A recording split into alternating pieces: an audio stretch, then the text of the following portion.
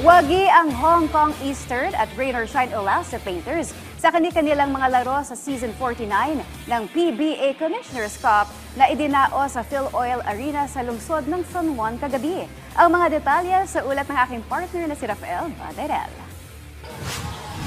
Santillan sends it out. Norwood will let it fly and he converts from deep. Isang bigating kuponan na naman ang pinataob ng Rain or Shine Elasto Painters sa pagpapatuloy ng Season 49 PBA Commissioner's Cup. Wagi ang kuponan ni Coach Yeng Giao kontra sa San Miguel Beermen 107-93 upang maibulsa ang kanilang ikalawang panalo ngayong conference. Pinangunahan ni Adrian Nocum ang koponan ng magtala ng all-around performance sa kanyang 15 points, 5 assists, 4 rebounds, 4 steals at 0 turnovers.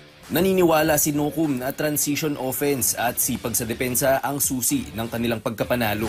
Ang mindset ko palagi, basta umpisa ko muna sa sa depensa.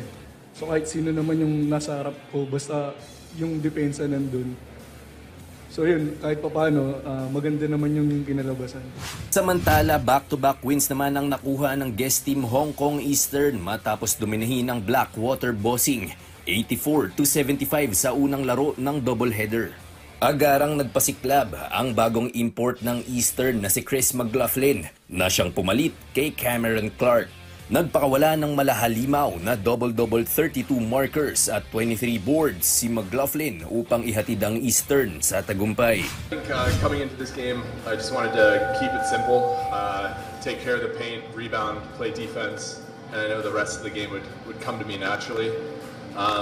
Moving forward, I think we just got to keep doing what we've been doing, and me personally just continue to focus on those things.